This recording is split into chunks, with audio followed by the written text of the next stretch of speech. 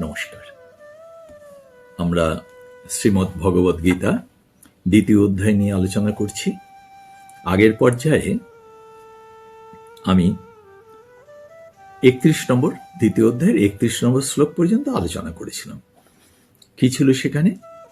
স্বধর্মম অপি চাবিক্ষ, ভগবান বলছেন অর্জুনকে। ভগবান এর আগে পর্যন্ত অর্জুনকে নানান ধর্মকথা, দর্শন, মহান সত্য, আত্মা সম্পর্কে প্রকৃত বৈশিষ্ট্য কি ইত্যাদি নানান উপদেশ বিস্তারিতভাবে বিভিন্ন দিক থেকে অর্জুনকে বুঝিয়েছেন। এইবারে ভগবান একদম নেমে এসেছেন ব্যবহারিক জগতে।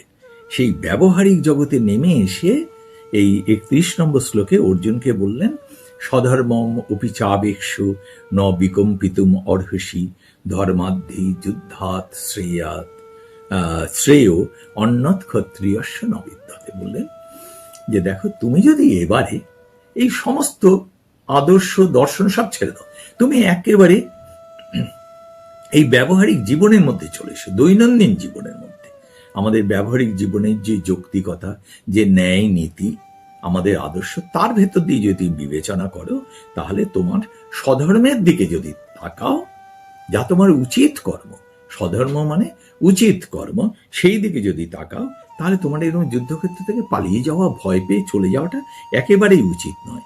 কেননা তুমি ক্ষত্রিয়। কেন তুমি ক্ষত্রিয়?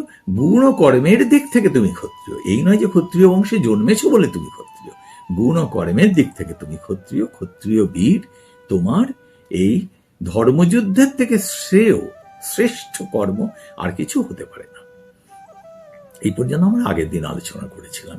তো ভগবান অর্জুনকে এইবারে এই কথাই বলে চলছেন, একেবারে ব্যবহারিক দিক থেকে অর্জুনকে এবারে বুঝাচ্ছেন। বলছেন কি? বলছেন তারপরে 31 নম্বরে 32 নম্বর বলছেন, যদৃচ্ছয়া চোপপন্নম স্বর্গদ্বারমপাবৃতম সুখিনা ক্ষত্রিয়া পার্থ লভন্তে যুদ্ধমিদৃশম। বলছেন যদৃচ্ছয়া চ উপপন্নম, অর্থাৎ হঠাৎ আপনা থেকে, স্পন্টেনিয়াসলি তোমার কাছে এই গ্রেট অপরচুনিটি, মহান সুযোগ এসে উপস্থিত। হ্যাঁ, বলছেন যেন স্বর্গের দরজা উন্মুক্ত হয়ে গেছে তোমার কাছে। স্বর্গের দরজা তো সহজে উন্মুক্ত হয় না, অনেক সাধনা করে লোককে স্বর্গে যেতে হয়, যারা স্বর্গ চায় তাদের জন্য।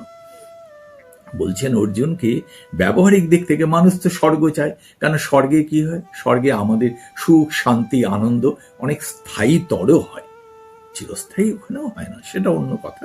কিন্তু অ্যাটলিস্ট আমরা বলি যে অক্ষয় স্বর্গ প্রাপ্তি হোক, ইত্যাদি ইত্যাদি, স্বর্গ সুখ। বলছেন যে তোমার কাছে, ক্ষত্রিয়ের কাছে, বলছেন যে তোমার কাছে যদৃচ্ছয়া চ উপপন্নম, হঠাৎ আপনা থেকে এমন স্বতঃস্ফূর্ত ভাবে কি বিরাট সুযোগ তোমার কাছে এসে গেছে যে স্বর্গের দরজা খুলে গেছে। মানে সম্পূর্ণ ব্যবহারিক দিক থেকে একজন মানুষকে উদ্বুদ্ধ করার জন্য আমরা যেভাবে তাকে প্রলোভিত করি, তাকে বলি যে দেখো এই কাজ করলে তুমি এত ভালো জায়গায় যাবে, অর্জুনকে তেমনি তিনি বোঝাচ্ছেন। বলছেন তোমার জন্য স্বর্গের দ্বারম অপাবৃতম, স্বর্গের দরজা খুলে গেছে। সুখী নক্ষত্রিয়া পার্থ লভন্তে যুদ্ধমিদৃশম। এই রকমের যুদ্ধ। কোন রকমের যুদ্ধ? ঠিক আগের শ্লোকে যেটা বলেছেন, ধর্মাৎ যুদ্ধা, ধর্মযুদ্ধ এই রকমের। হ্যাঁ, যুদ্ধম ইদৃশম, এই রকমের ধর্মযুদ্ধ। এইখানে তুমি যুদ্ধ করতে এসেছ লোভের বশবর্তী হয়ে নয়, আগ্রাসী মনোভাবের বশবর্তী হয়ে নয়, প্রতিহিংসার কারণে নয়। তুমি এক ধর্মযুদ্ধ করতে এসেছ ন্যায়ের কারণে, সত্যকে প্রতিষ্ঠা করার জন্য, ন্যায় প্রতিষ্ঠা করার জন্য তুমি এই যুদ্ধ করতে এসছো। সুতরাং ক্ষত্রিয়ের কাছে এর থেকে বেটার সুখী ন পার্থ, হে পার্থ, এর থেকে সুখের ঘটনা, এর থেকে সুখের সুযোগ আর কি কিছু হতে পারে? যেখানে স্বর্গের দরজা আপনা থেকে খুলে গেছে। স্বর্গের দরজা তো সবাইকে প্রচেষ্টা করে খুলতে হয়, কিন্তু এই ধর্মযুদ্ধ তোমার কাছে যেন এক হঠাৎ আকাশ থেকে পড়া সেই পরম সৌভাগ্য বলে অর্জুনকে উনি উদ্বুদ্ধ করার চেষ্টা করছেন। কিভাবে উদ্বুদ্ধ করার চেষ্টা করছেন? সম্পূর্ণ ব্যবহারিক, সাধারণ মানুষকে আমরা যেভাবে উদ্বুদ্ধ করি এক্স্যাক্টলি সেইভাবে ভগবান এবার সমস্ত তাত্ত্বিক জ্ঞান অর্জুনকে সম্পূর্ণ দিয়ে দিয়েছেন। এবার তাত্ত্বিক জ্ঞানের উপরে নির্ভর করেই তিনি অর্জুনকে বলছেন না, অতএব তুমি যুদ্ধ করো।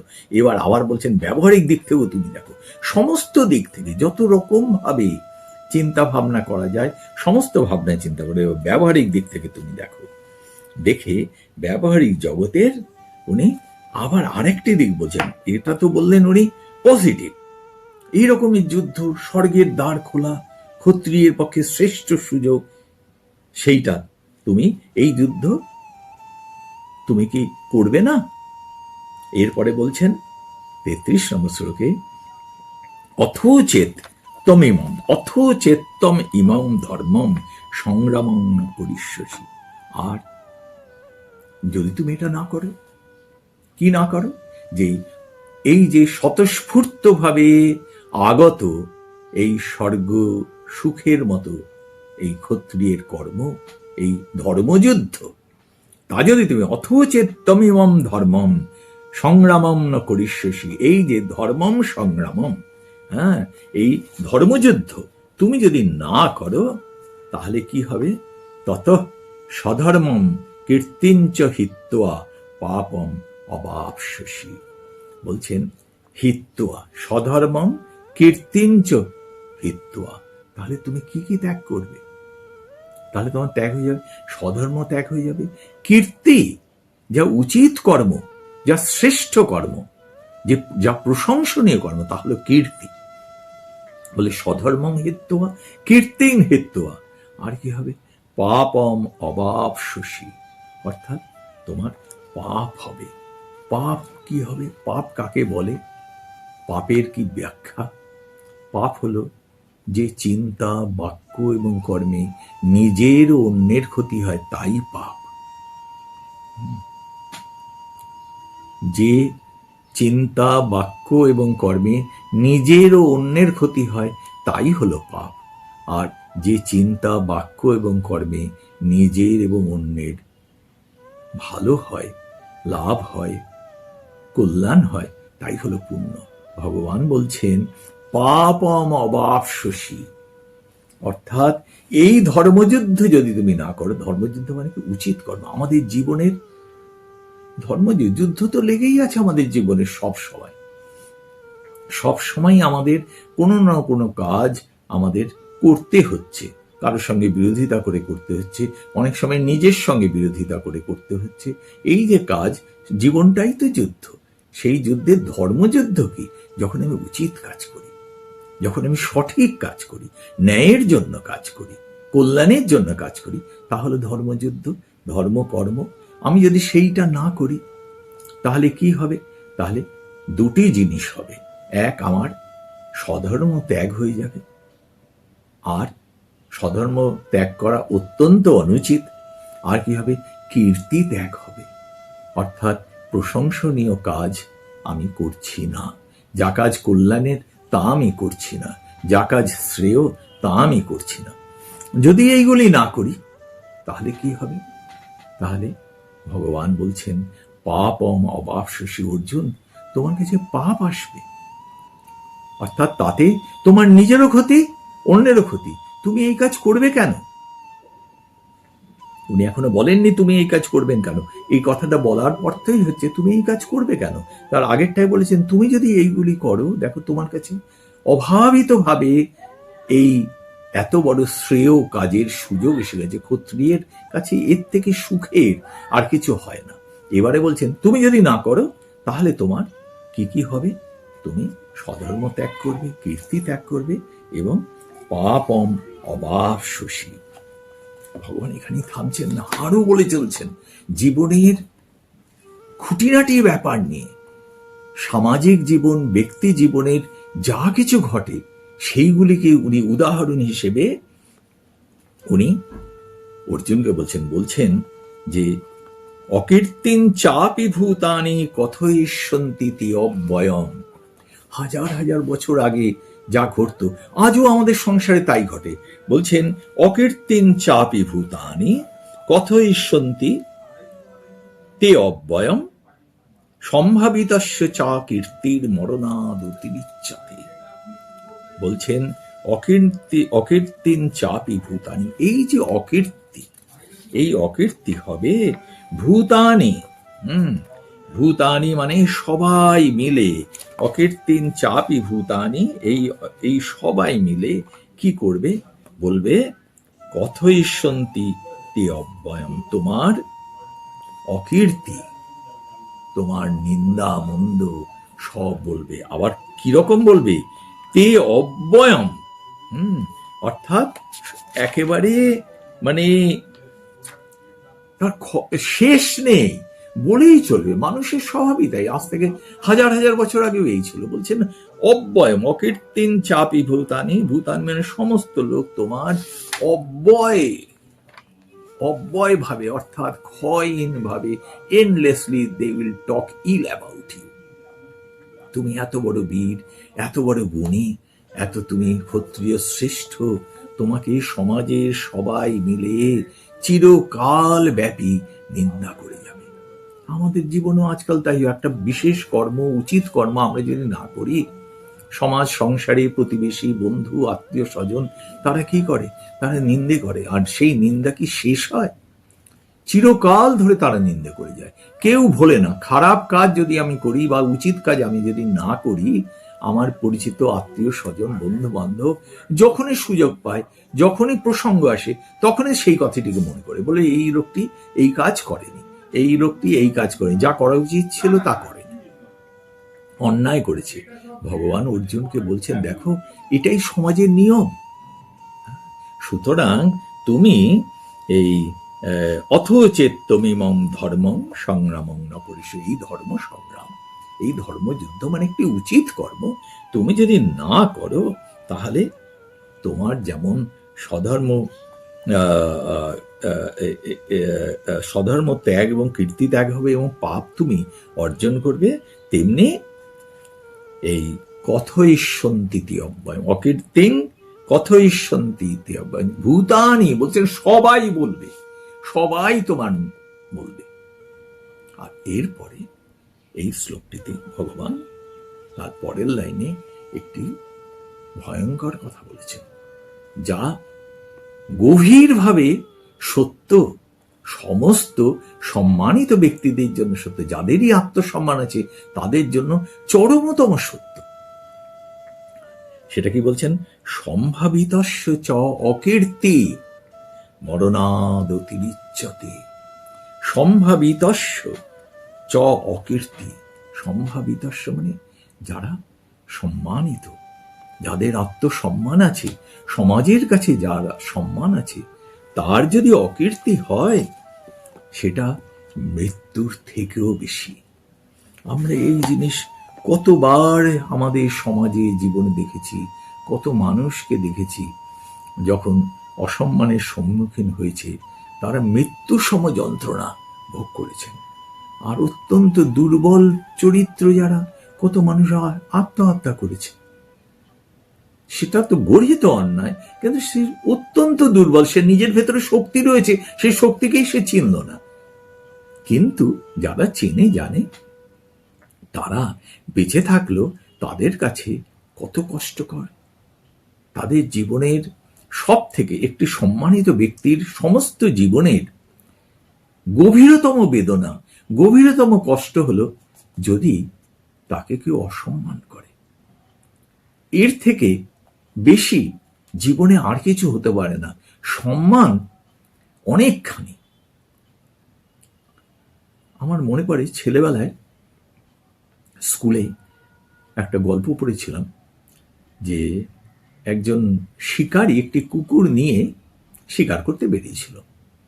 তারপরে ক্লান্ত হয়ে একটা গাছের ছায়ায় বসে সে বিশ্রাম করছিল, তার সঙ্গের কুকুরটি সঙ্গে ছিল।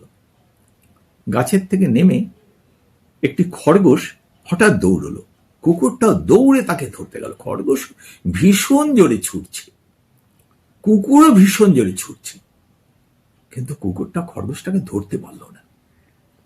ফিরে এলো, তখন সেই শিকারী তার কুকুরকে বলল, ধরতে পারলে না তুমি?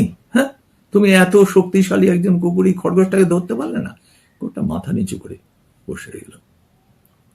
তারপরে কিছুক্ষণ পরে আরেকটা খরগোশ গাছ থেকে নেমে যেই দৌড়েছে, কুকুরটা তার পেছনে দৌড়েছে, ভীষণ জোরে দৌড়েছে সেই খরগোশ, আগেরটার থেকেও দৌড়ে, কিন্তু কুকুরটা তাকে এবারে ধরে ফেলল, ধরে নিয়ে এলো মুখে করে।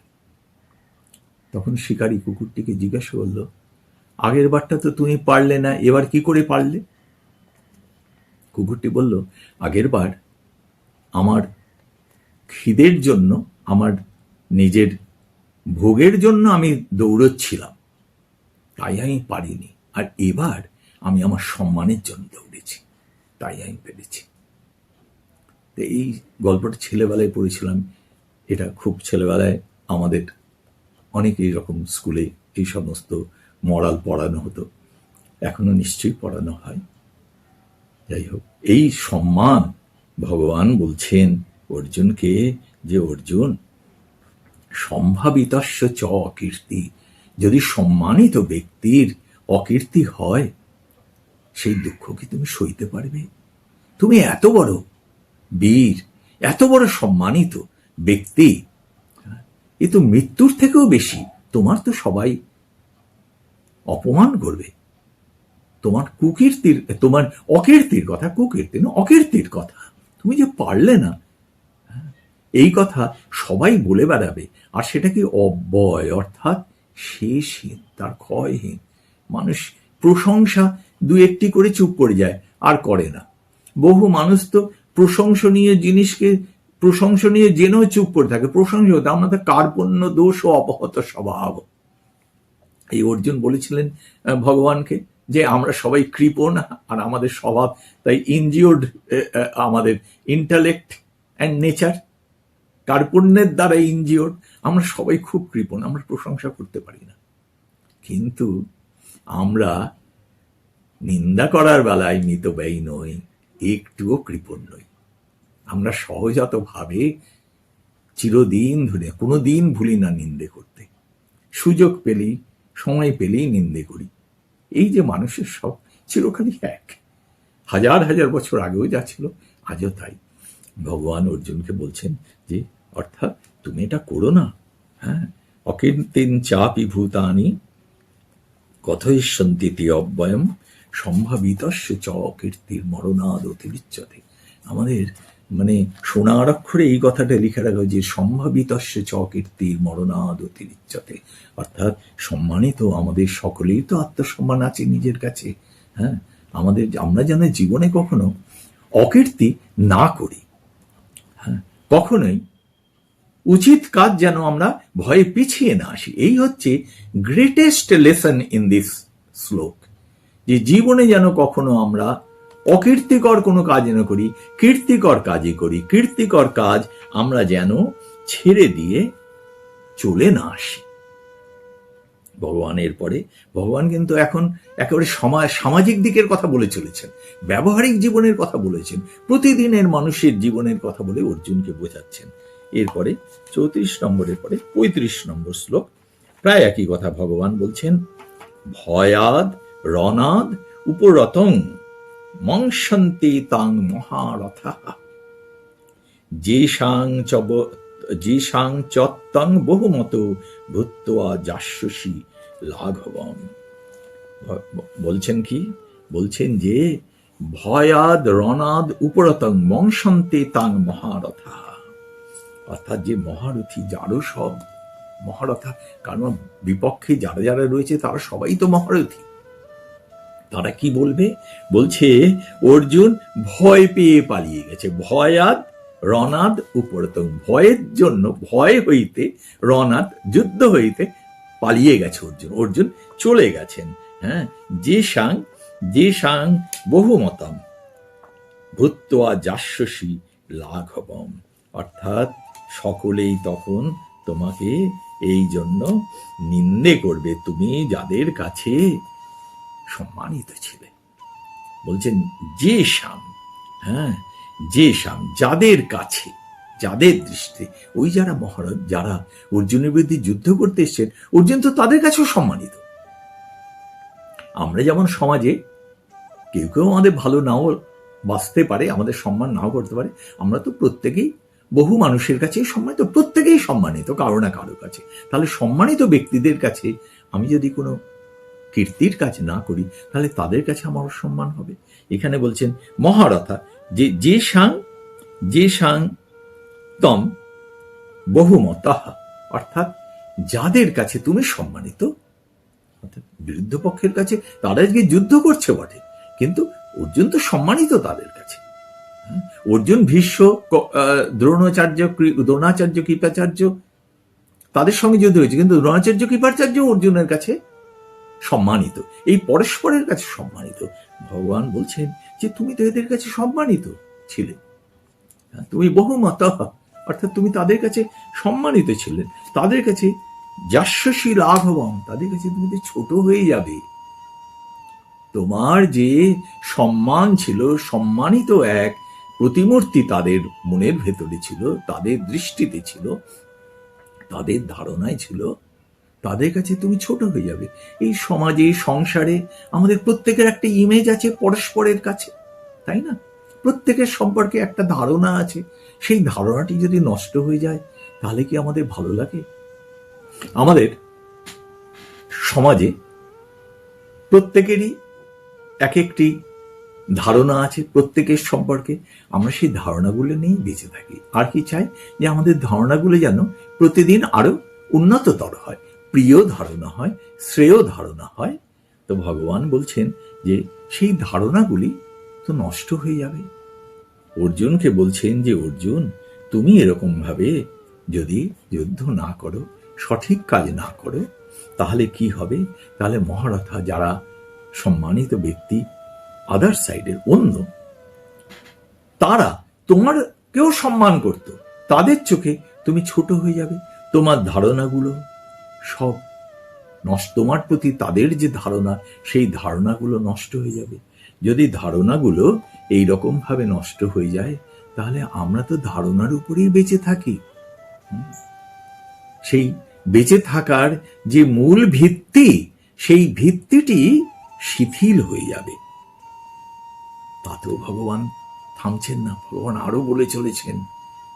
বলছেন, একটু আগে তো বললেন যে সবাই নিন্দা করবে, হ্যাঁ, আর এবারে বলছেন 36 নম্বর শ্লোকে বলছেন, অবাচ্য বাদাংশ্চ বহুন বদিষ্যন্তি তবাহিতা, অবাচ্য বাদাংশ্চ বহুন বদিষ্যন্তি তবাহিতা, নিন্দন্তস্তব সামর্থ্যং তত দুঃখতরং মুকিম।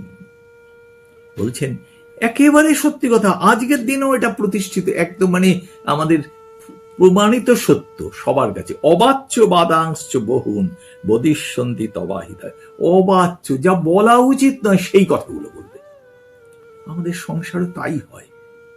যখন নিন্দে করতে মানুষ শুরু করে না, তখন কোথায় গিয়ে থামতে হবে, কতটুকু বলতে হবে, সেদিকে খেয়াল দেয়। মনের আনন্দে আমরা নিন্দে করে যাই। কি ভালো লাগে সেই ক্রিকেটের 6 মারা আর 4 মারার মতো। ব্যাট করার সময় 6 আর 4 মারার মতো, বাউন্ডারি, ওভার বাউন্ডারি করার মতো আমরা মনের আনন্দে নিন্দে করি। যে সীমা ভগবান বলছেন অবাচ্য বাদাংশ্চ বহুন, হ্যাঁ, সব কত কথা বলবে যেগুলো বলা উচিত নয়, সেই কথা বলে। বদিষ্যন্তি তবাহিতাহা, হ্যাঁ, অহিতা, যারা শত্রু, তারা আমার এগেনস্টে কত কথা বলে। অর্জুন, তোমার বিরুদ্ধে কত কথা বলবে। নিন্দন্তস্তব সামর্থ্যম, তোমার সামর্থ্য আছে, কিন্তু সেই সামর্থ্য তারা দেখবে না, তারা বলবে অসামর্থ্য, তার নিন্দে করবে। যা তোমার আছে, যে সামর্থ্য তোমার আছে, তার নিন্দে করবে। যা নেই তার যদি নিন্দে করে, যে এই লোকটি এই কাজ করতে পারে না, তাতে তত দুঃখ পারবে। কিন্তু আমি যা জানি, আমি যা পারি, আমাকে যদি বলে না তুমি সেটা জানো না, তুমি সেটা পারো না, তাহলে সেটা বলছেন তত দুঃখ তরং, তার থেকে কি দুঃখতর আর কিছু হতে পারে? আমি যা, আমাকে যদি বলেন তুমি তা নও, তাহলে আমার দুঃখ। যা আমি নই, আমাকে যদি বলে তুমি তা নও, তাতে তো আমার দুঃখ হবে না। কিন্তু আমি যা পারি, আমি যা জানি, যদি লোকে বলেন তুমি জানো না, তুমি পারো না, তাহলে তো আমার অনেক বেশি দুঃখ হবে। একেবারে গ্রাউন্ড লেভেল ট্রুথ, কোনো দর্শনের প্রয়োজন নেই। আমরা আমাদের জীবন দিয়ে এই ভগবান অর্জুনকে যে কথা বলছেন সেই কথার সত্যতা বুঝতে পারি, যে আমরা যদি সঠিক কাজ না করি, উচিত কর্ম না করি, তাহলে কি হবে? শত্রুরা অবাচ্য বাদাংশ্চ বহুন, যা বলা উচিত নয় এমন কথা প্রচুর বলে যাবে। হ্যাঁ, আর আমার যা সামর্থ্য আছে তারও নিন্দে করবে। এর থেকে দুঃখের জীবনে আর কি হতে পারে?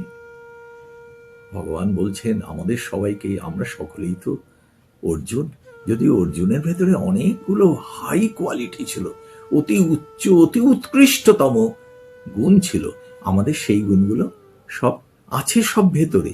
সেই গুণগুলোর প্রকাশ এবং বিবর্ধন করতে হবে। সেখানে ভগবান বলছেন যে আমাদেরও কখনো এমন কাজ করা উচিত নয় যাতে আমাদের শত্রুরা আমাদের নিন্দে করতে পারে, আমাদের সামর্থ্যের নিন্দে করতে পারে। আর অর্জুনকে বলছেন, অর্জুন তুমি কখনো এরকম ভেবো না, এরকম কাজ কখনো করো না, বা এই সৎকর্ম থেকে তুমি এভাবে বিরত থেকো না, উচিত কর্ম থেকে বিরত থেকো না, যাতে শত্রুরা তোমার সামর্থ্যের নিন্দা করতে পারে। এটা অস্বাভাবিক গভীরতম দুঃখ হবে। তুমি যে দুঃখের কথা বলছিলে, প্রথম অধ্যায় তো অর্জুনের দুঃখের কথাই, এই যুদ্ধ করলে এই রকম দুঃখ হয়, ভগবান বলছেন ওইটির উল্লেখ না করে ভগবান বলছেন এটা দুঃখ তরম, তার থেকে গভীরতর দুঃখ, এত দুঃখের মধ্যে পড়বে, এরকম তুমি কাজ করো না। সবার প্রতি আমাদের গীতার তো প্রতিটি লাইনে লাইনে আমাদের জীবনের প্রতি নির্দেশ, জীবন কি করে চালাতে হবে তার একদম operating manual, eternal and universal operating manual. ভগবান বলছেন কারোই এরকম উচিত কর্ম থেকে বিরত থাকা উচিত নয়, এমন কিছু ভাবা উচিত নয়, করা উচিত নয়, বলা উচিত নয়, যাতে শত্রুরা আমাদের নিন্দে করতে পারে, আমাদের সামর্থ্য নিয়ে তারা ব্যঙ্গবিদ্রুপ করতে পারে। আমরা যেন সম্মানের সঙ্গে এই জীবনযাত্রা নির্বাহ করতে পারি, উচিত কর্ম করতে পারি, সেই কথা ভগবান বলছেন। তাই ভগবান এইখানে অর্জুনকে এইটা বলে সাবধান করলেন। আজ এই পর্যন্ত 36 নম্বর শ্লোক পর্যন্ত, পরের পর্যায়ে আমরা 37 নম্বর শ্লোক থেকে বলবো। ভগবান কিন্তু এই বলেই চলেছেন, এখনো আমরা সেই ব্যবহারিক জীবনের মধ্যেই আছি। আজ এই পর্যন্ত, নমস্কার।